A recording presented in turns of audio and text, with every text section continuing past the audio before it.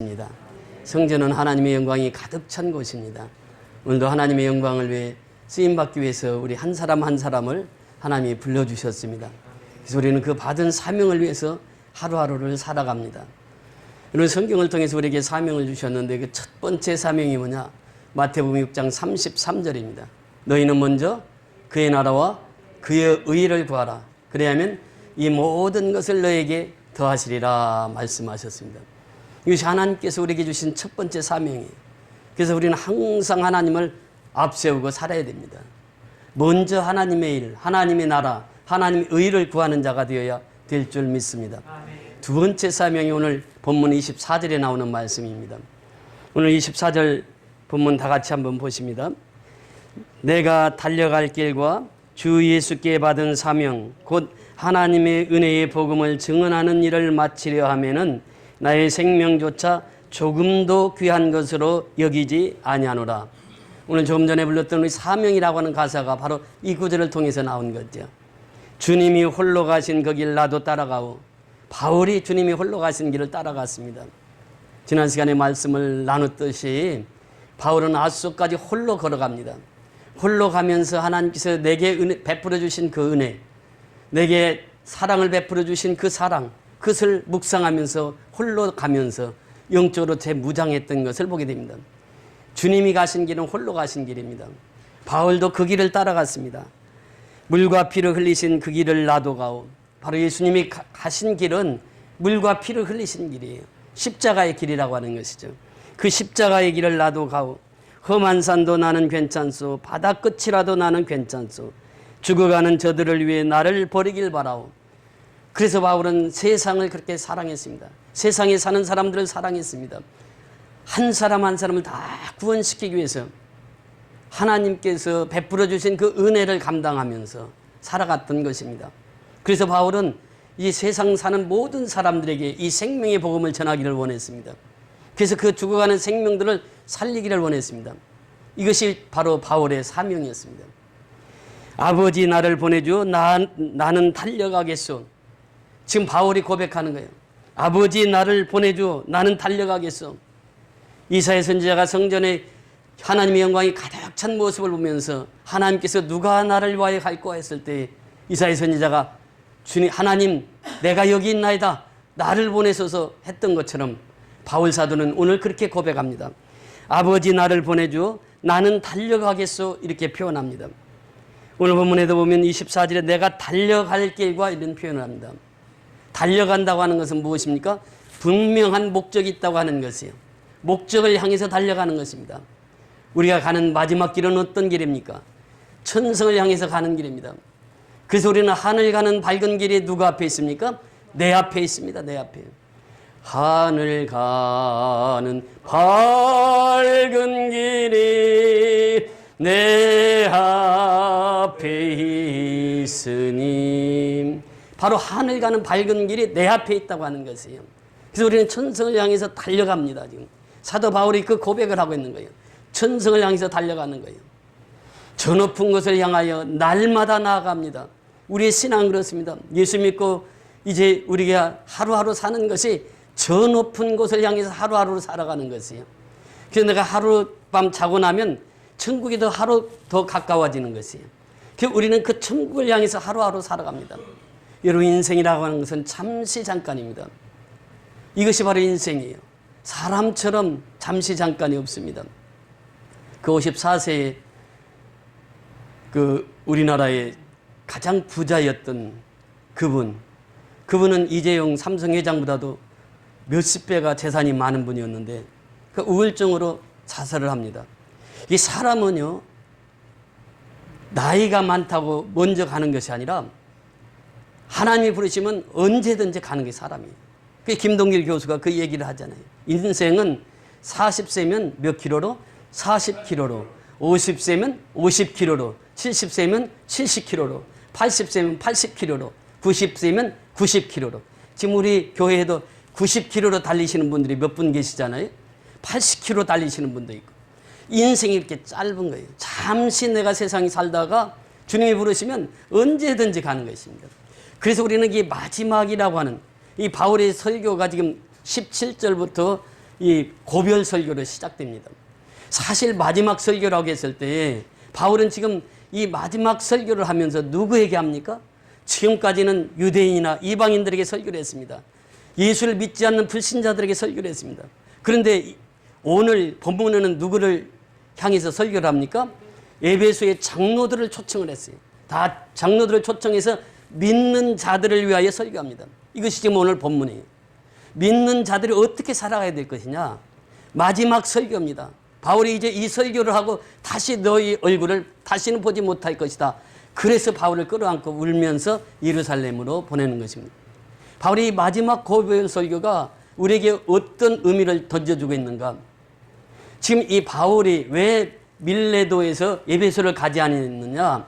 바로 지난주에 같이 말씀을 보았던 그 말씀, 바로 그 윗절에 보시면 그렇게 나옵니다.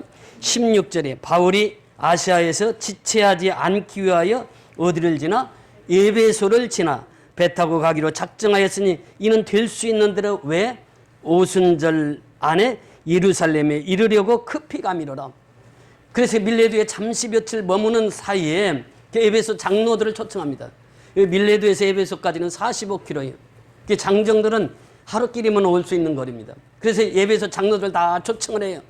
초청을 하면서 지체하지 않기 위하여 그랬습니다. 왜 지체하지 않기 위하여? 오순절 안에 예루살렘이 당도해야 되니까. 그래야 이렇게 마지막 오순절을 지킬 수 있으니까. 바울은 자기의 죽음을 알았습니다. 지금 자기가 가는 길이 이게 마지막 길이라는 것을 알고 있어요. 그래서 고별 설교를 하는 것입니다.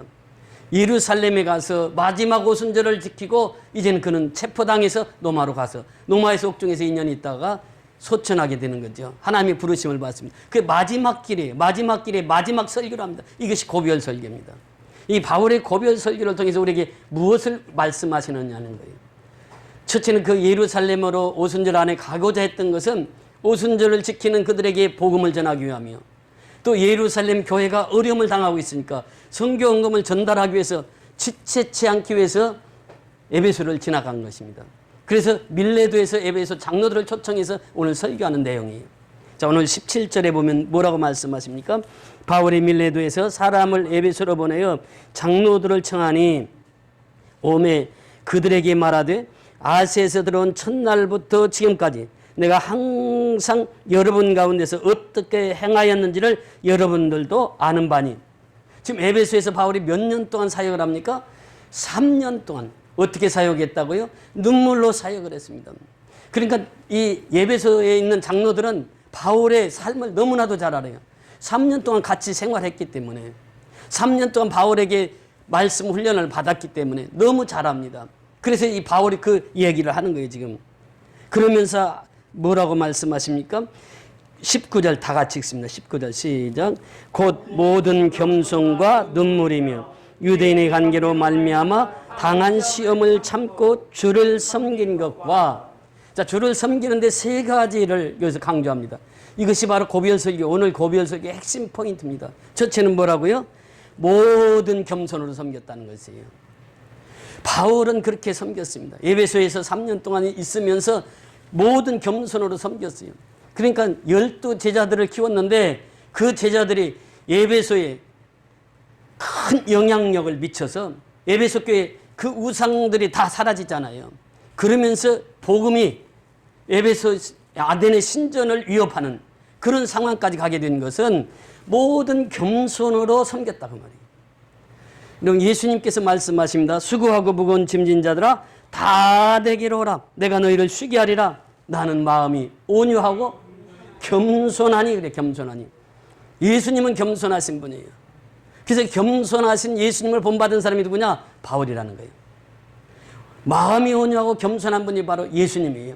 예수님을 그대로 이미테이션, 그대로 본받은 사람이 누구냐? 바울이라는 거예요. 예수님은 빌립보서 2장 5절 이하에 보면 예수의 마음은 이것이니 그러면서 하나님과 동등됨을 취할 것으로 여기지 아니하고 예수님이 이 땅에 사람의 모양으로 나타나셔서 사람을 구원하시기 위해서 십자가에 죽으셨다는 거예요. 죽기까지 복종함이라 이렇게 표현합니다. 그 예수님은 이 땅에서 그 겸손을 우리에게 보여주신 분이에요. 그 사도 바울이 그 겸손을 그대로 본받아서 고린도전서 11장 1절에 보니까 너희는 누구를 본받는 자들이라고요? 나를 본받는 자들아. 사도 바울이 당당하게 그렇게 고백할 수 있었던 것은 모든 겸손으로 살았기 때문에 그렇습니다. 여러분, 여기서 모든 겸손이라고 하는 것은 무엇일까요? 모든 겸손은 첫째, 섬김의 삶입니다. 겸손한 사람은 섬기는 사람이에요. 예수님께서 이 땅에 오셔서 두 가지 말씀을 하셨습니다. 내가 이 땅에 온 것은 섬김을 받으려 함이 아니라 섬기려 하고 모든 사람들의 대성물이 되기 위함이라 이렇게 표현합니다. 우리가 조금 전에 성찬을 행했는데 예수님은 이 십자가에 죽으러 오신 분이에요. 예수님이 십자가에 죽으심으로 말미암아 우리의 모든 죄인들을 살리셨어요. 예수님이 오신 목적은 십자가에 죽으심이에요. 두 번째는 섬김의 삶을 하기 위해서 이 땅에 오셨다 이렇게 표현합니다. 그래서 이 겸손이라고 하는 것은 섬김의 삶이에요. 섬김이라고 하는 것은 무엇입니까? 서번트 리더십입니다. 이것이 바로 예수님이 섬겼던 거예요. 이게 바울도 그대로 본받아서 섬깁니다. 섬김의 본을 보인 사람이 예수님이고 바울이었다고 하는 것이죠. 그래서 이 모든 겸손으로 이렇게 표현하고 있습니다. 여러분, 비가 오면 산에서부터 물이 흘러내려옵니다. 그래서 흘러 어디까지 갑니까?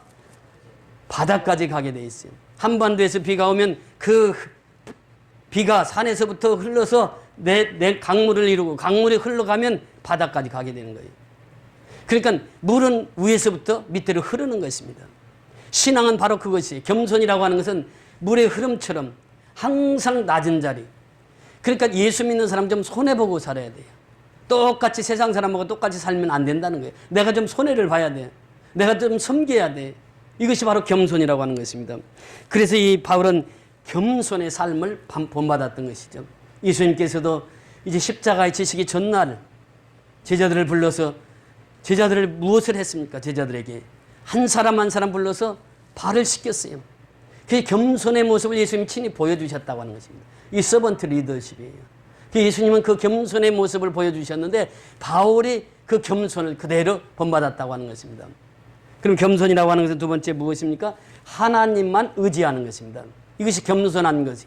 겸손한 삶이라고 하는 것은 너는 마음을 다하여 하나님을 여호와를 신뢰하고 내 명철을 의지하지 말라. 너는 범사에 그를 인정하라. 그리하면 내 길을 지도하시리라 말씀하십니다. 이 잠언서 3장 5절 6절의 말씀인데 그 몇 가지 원리가 있어요. 너는 마음을 다하여 누구를 신뢰하고 하나님을 신뢰하라는 거예요. 이것이 겸손한 자의 삶이라는 것입니다. 겸손한 사람은 하나님을 신뢰합니다. 겸손하지 않으면 하나님을 신뢰할 수가 없어요. 하나님을 신뢰하고 내 명철을 의지하지 말라. 그런데 겸손한 사람은요, 내 명철을 의지하지 않습니다. 그런데 교만한 사람은 어떻습니까? 항상 내 머릿속에서 모든 것을 판단하고 내 명철에 의지해서 살아가요.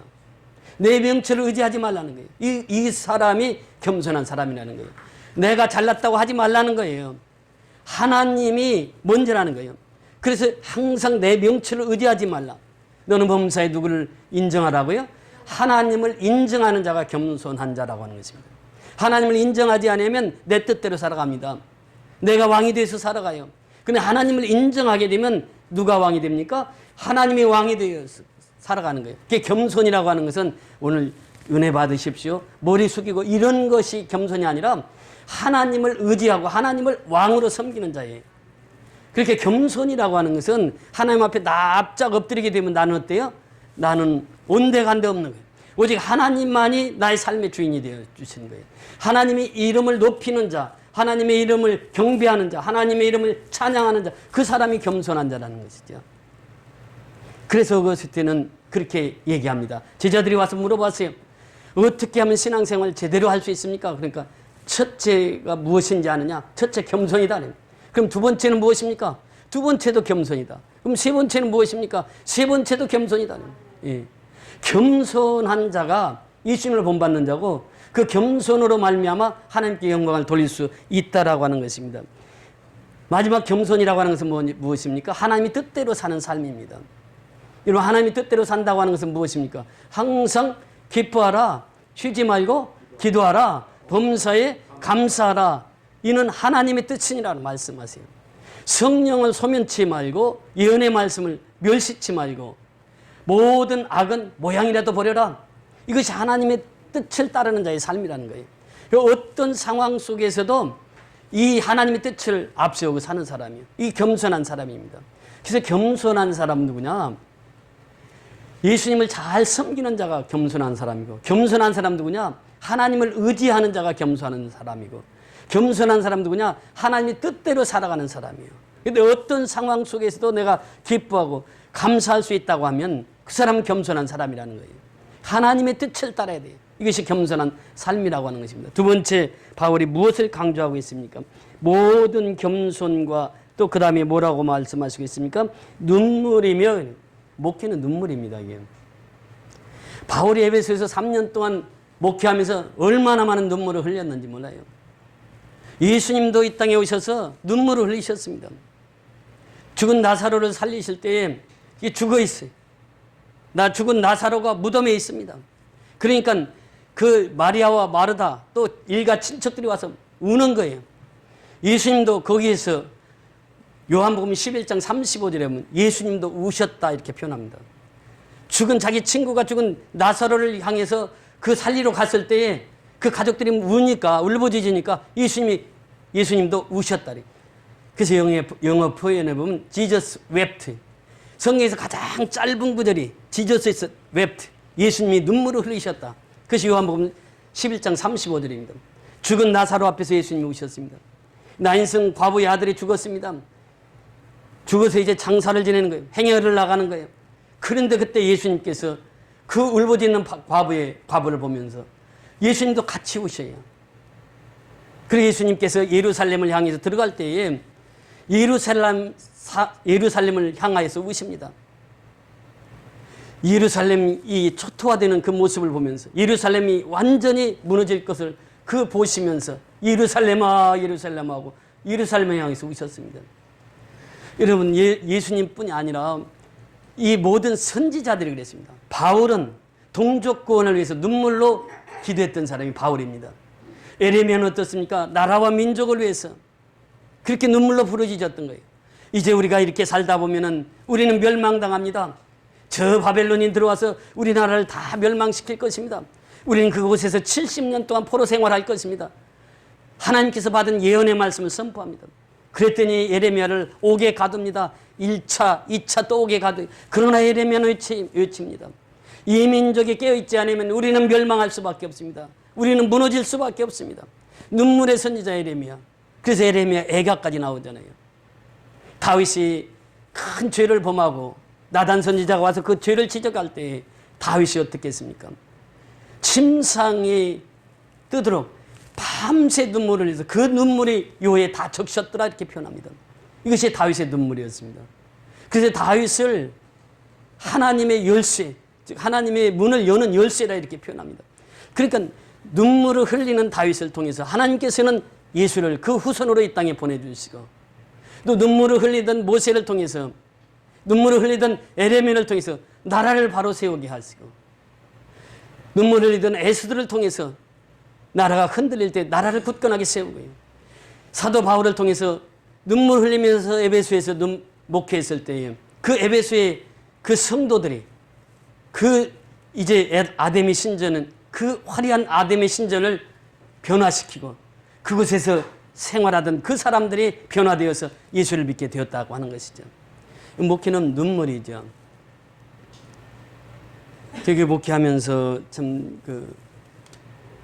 어린아이가 태어나서 이제 그의 신방을 갔습니다. 신방을 하고 이제 어릴 때 그랬어요. 아빠하고 저하고 이제 둘이 같이 앉았습니다. 그래서 아기 보고 오라고 그랬어요. 누구 무릎으로 오는가 그거 한번 보자고. 오라고 그랬더니 아빠한테 안 가고 저한테로 딱 오는 거예요. 그 아이를 자라면서 어려서부터 이렇게 봤잖아요. 근데 할머니가 또 고관절로 이렇게 쓰러졌어. 그게 6개월 동안 누워 있습니다. 학교 갔다 오면은 제일 먼저 가서 할머니 밥부터 먹이는 일이에요. 그걸 그렇게 잘했어요. 중학교 2학년 때 그 아이가 죽었습니다. 장례를 치르는데 목사로서 아무 할 말이 없어요. 할머니는 그 상황을 알고 나오시지도 못하고 부모도 그 자리에 나와서 그 얼굴을 못 보는 거예요. 아무리 목사라고 해도 거기 가서 보니까 너무 눈물이 나는 거예요. 그 아이를 보면서 내가 할 수 있는 것이 없어요. 할 수 있는 게. 바울의 삶이 바로 그랬다는 거예요. 에베소 성도들 한 심령 한 심을 위해서 기도할 때마다 정말 눈물의 목회를 했다는 것이죠.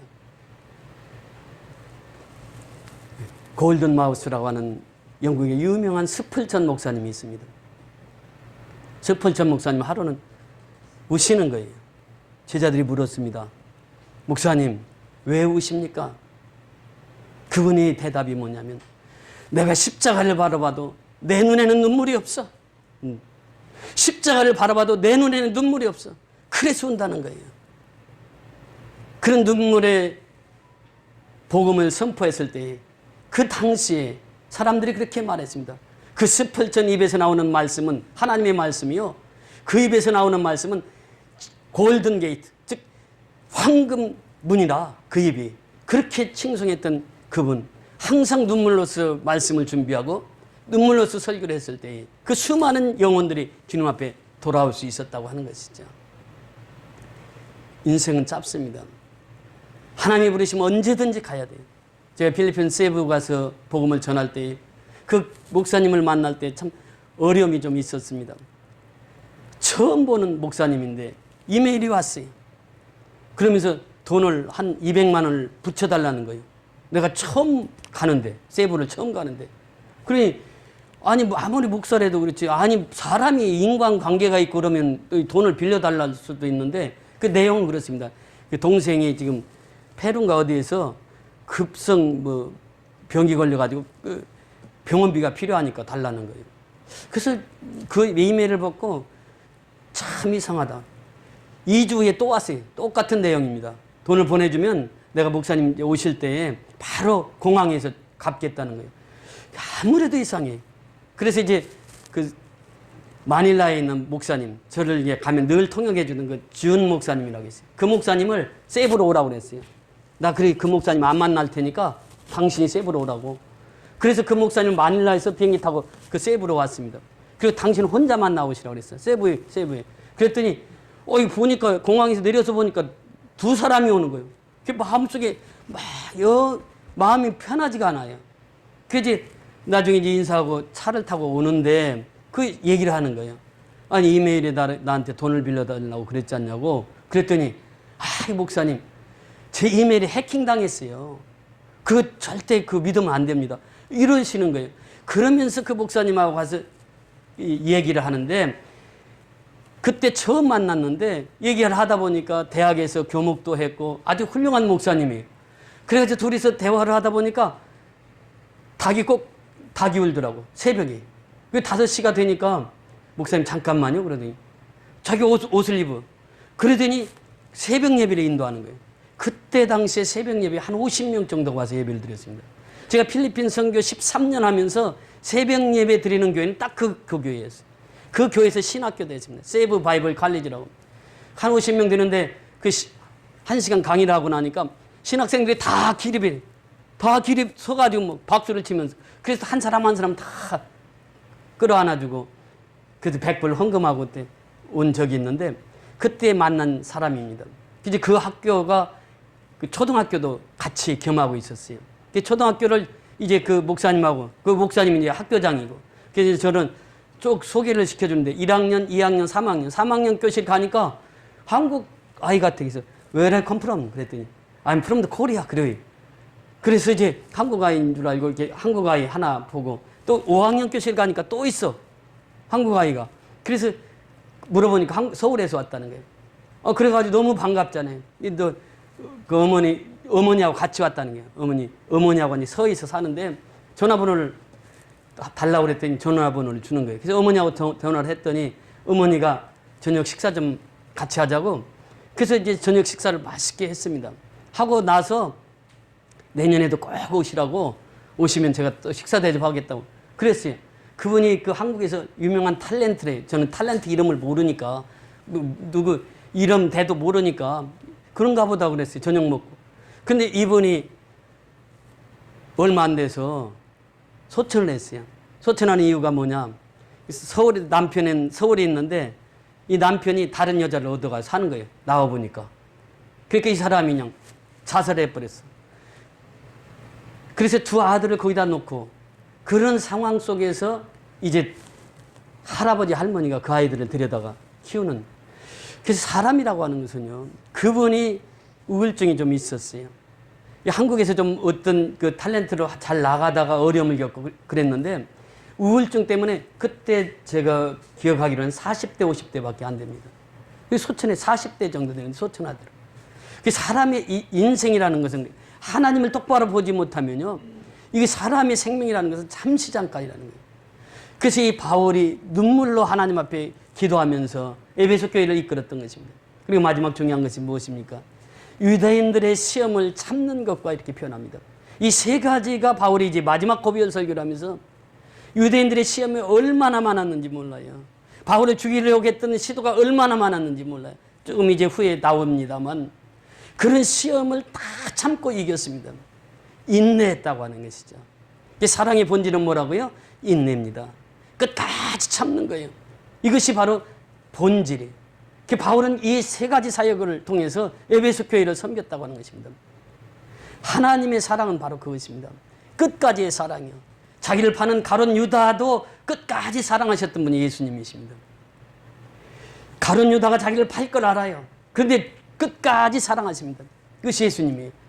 그래서 예수님은 끝까지 참으셨어요. 십자가에서 죽이는 그 군병들을 보면서 끝까지 참으셨어요. 십자가에서 죽지 않았으면 우리가 기독교가 다시 이 땅에 발붙일 수도 없는 것이죠. 예수님은 끝까지 참으셨어요. 바울이 그랬습니다. 목회를 하면서 끝까지 참았어요. 우리의 삶이 그렇습니다. 바울이 이 고백하고 있는 고별 설교를 통해서 세 가지를 우리에게 강조하고 있는데, 첫째는 섬김이에요. 하나님만 섬기는 거예요.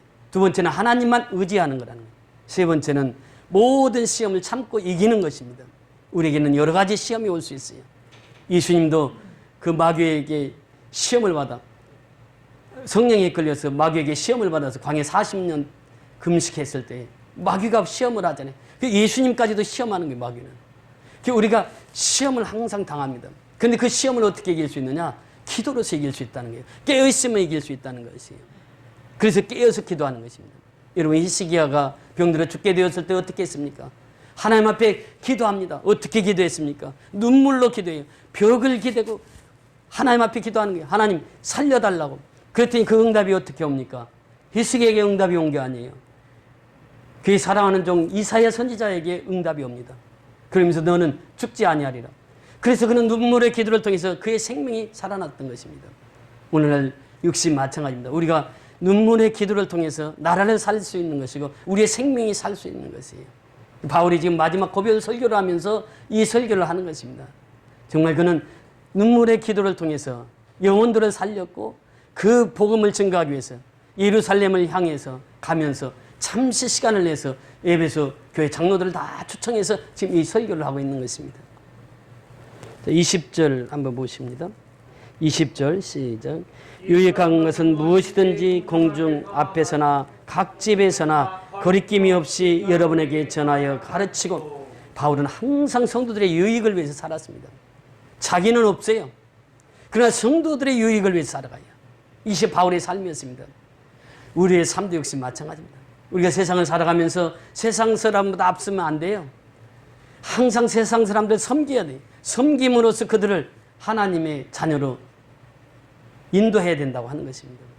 우리는 끝없이 섬김의 삶을 살아야 돼요. 바울은 이제 그 에베소 교회 성도들을 향해서 유익한 것은 무엇이든지 가르쳤다, 이렇게 표현합니다. 그러면서 21절에 보면 유대인과 헬라인들에게 하나님께 대한 회개와 우리 주 예수 그리스도께 대한 믿음을 증언한 것이라. 바울이 평생 동안 선교하면서 한 것이 무엇입니까? 회개의 삶을 살라는. 이사야 선지자가 고백하지 않습니까? 화로다 나는 망하였도다. 왜?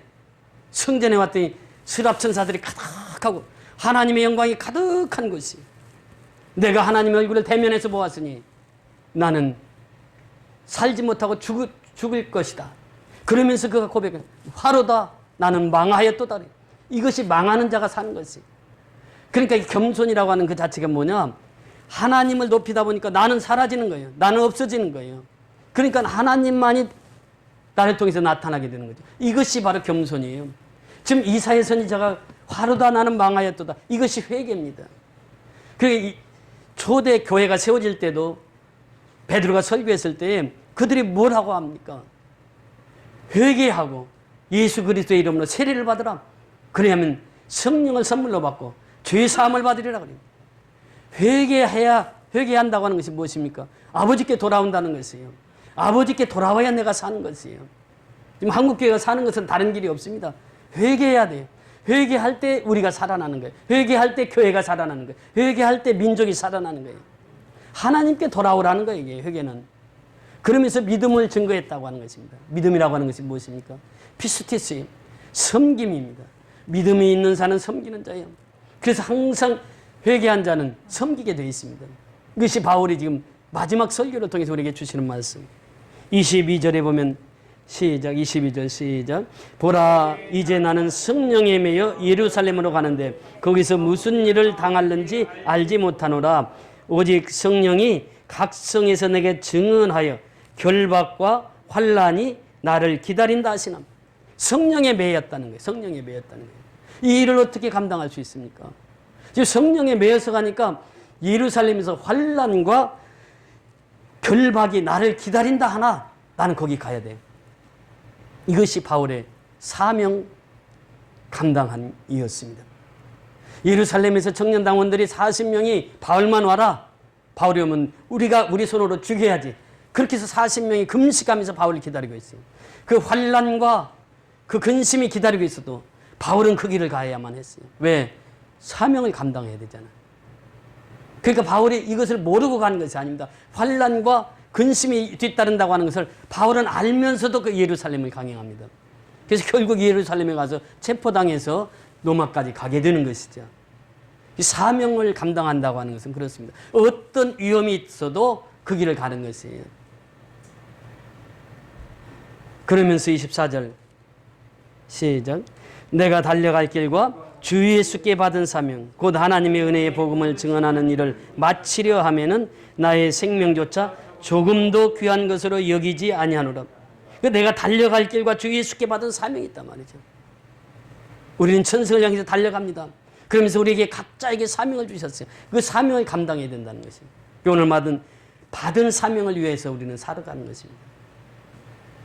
고양이의 사명은 무엇입니까? 쥐 잡는 거예요. 우리 미미가 쥐를 잘 잡습니다. 그래서 쥐가 한 마리도 안 나와. 그 사명을 감당하는 거예요. 모든 생물체는 다 사명이 있습니다.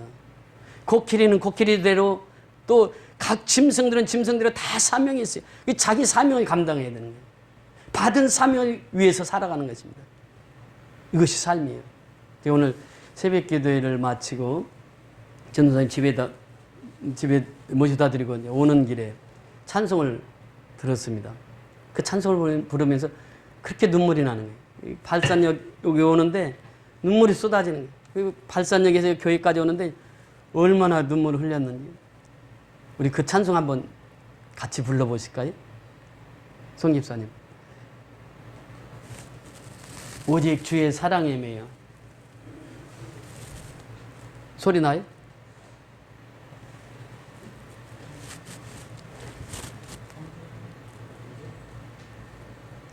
이 찬송을 부르면서 너무 은혜를 받았어요.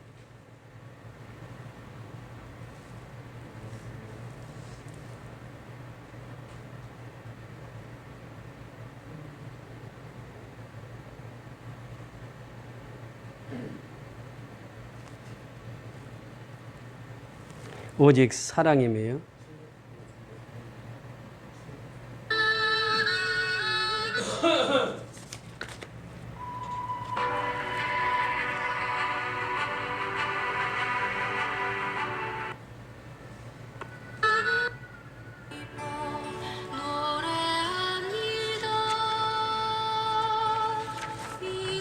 영의 언덕 기쁨의 땅에서 주께 사랑드립니다. 오직 주의 임재 안에 갇혀 내 영 기뻐 찬양합니다.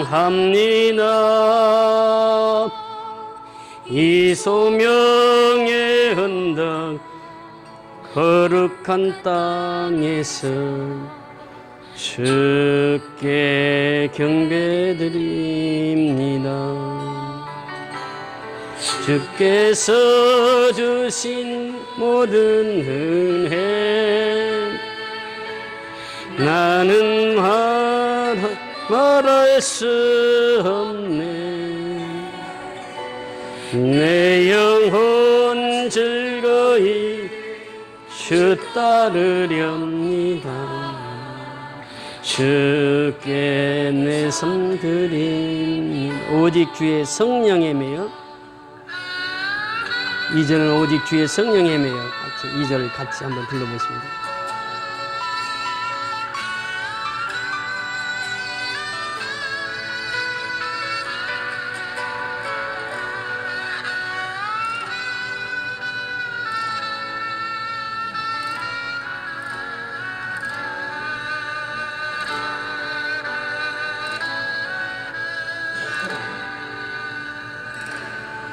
오직 주의 성령에 매여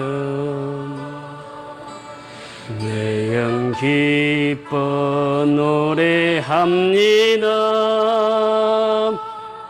이 소망의 언덕 기쁨의 땅에서 주께 사랑드립니다.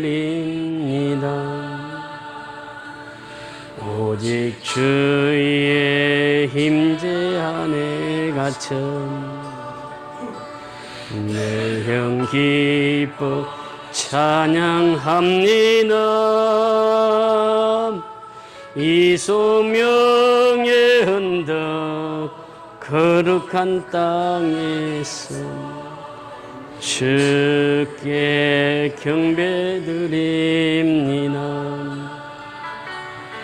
주께서 주신 모든 은혜 나는 말할 수 없네. 내 영혼 즐거이 주 따르렵니다.